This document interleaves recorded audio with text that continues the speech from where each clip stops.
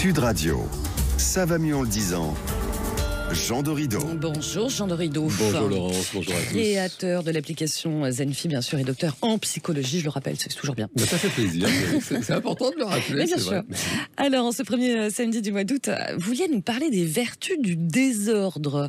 Vive le désordre, c'est quoi cette histoire? Eh ben oui, vive le désordre. Écoutez, figurez-vous que ce sont le résultat d'études très sérieuses qui ont été menées par une équipe de chercheurs en psychologie, menée par Madame Kathleen Voss de l'Université du Minnesota aux États-Unis. Ouais.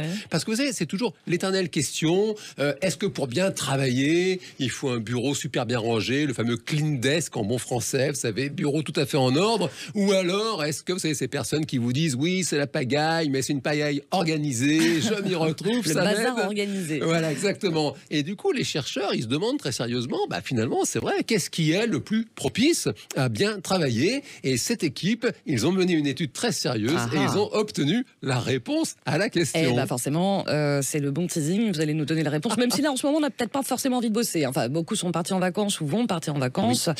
Oui. Ok, alors donc, c'est rentable, c'est productif, le désordre dans la maison ou au bureau? Écoutez, figurez-vous que oui, vous l'avez deviné, manifestement, la pagaille, le désordre, c'est propice notamment à la créativité. Et pour ça, comment ils ont fait pour comprendre ça, nos chercheurs? En fait, ils ont mis des personnes, donc suffisamment de monde dans chaque situation pour que toute chose soit égale par ailleurs, comme on dit en méthodologie expérimentale. Et alors, il y avait deux pièces différentes, une pièce très très bien rangée et une pièce dans un méga désordre. Ouais. Et puis, ils leur ont proposé des problèmes à résoudre de plus en plus complexes. Eh bien, figurez-vous que c'est dans la salle en pagaille que les idées les plus innovantes fusent.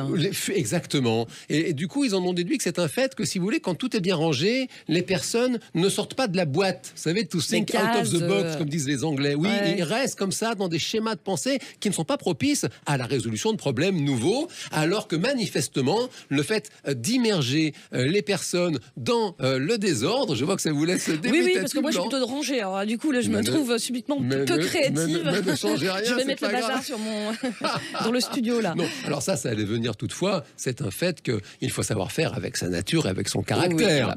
Pour être productif, il faut d'abord se sentir bien. Ouais. Pour autant, c'est un fait que manifestement, encore une fois, toute chose étant égale par ailleurs, si vous faites, si vous voulez, des résolutions de problèmes classiques, vous serez bien dans votre environnement habituel. Si toutefois vous devez aller justement chercher ailleurs, mobiliser de la créativité, effectivement, eh bien le désordre, ça aurait tendance à exciter justement, à réveiller cette créativité. Et vous parliez justement des vacances, nous sommes au début du mois d'août, oui, on n'a pas envie de bosser. Là, on a plus envie de... Et simplement, justement, cette étude, ça a tendance à expliquer aussi pourquoi, vous savez, très souvent, c'est pendant les vacances d'été que les personnes, oui, elles ont des idées, elles ont des projets. Ouais. On fait souvent nos autobilans un peu existentiels, dans quelle étagère, tiens, exactement, tous les managers, ils savent qu'à la rentrée, ils ont un peu la boule au ventre, parce que c'est là qu'on va leur dire, ouais, j'ai réfléchi, tu sais, finalement, je veux plus faire ça, je veux faire autre chose.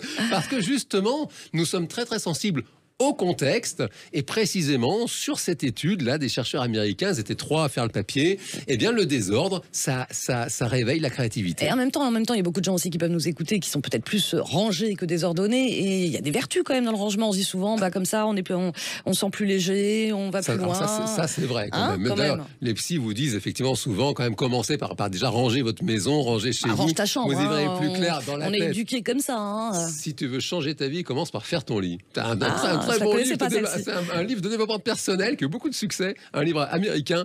Et oui, évidemment que ça a des vertus de rangement.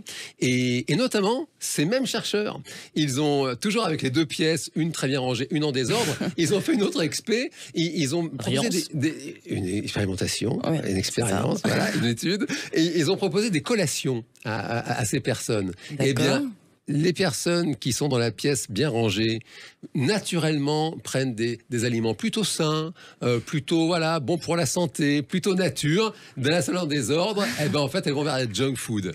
Ah oui. Donc, oui, ça, ils l'ont observé aussi. Ah, donc c'est d'accord. un fait que le fait que ce soit bien rangé, bien ordonné, naturellement, ça active étonnant, un ça. truc. Ouais. Mais c'est étonnant la psychologie, notamment si vous voulez, si on veut retenir un point qui est essentiel et qui est surprenant quand on étudie la psychologie moderne, c'est à quel point nous sommes sensibles à l'environnement qui nous entoure. Vous savez que ce qui prédit le mieux le comportement de quelqu'un, au-delà de sa personnalité, c'est la situation dans laquelle vous allez mettre cette personne. Les spécialistes du marketing le savent bien, justement, qui organisent les boutiques, qui organisent les sites internet. Qu'est-ce qui va faire qu'une personne clique sur acheter plutôt que justement passer sur une autre page? C'est la situation, l'état d'esprit dans lequel vous l'avez amené. C'est ça qui prédit le mieux son action. Et ben, ça sera le mot de la fin. Et moralité, on lâche prise un petit peu là, en ce début août. Et tant pis si c'est pas très bien rangé dans la maison de vacances et compagnie. Exactement. Il y a de la magie en vous, c'est chez Duno et c'est signé Jean Dorido. On se retrouve le week-end prochain, mon cher Jean. Avec plaisir, ma chère Laurence.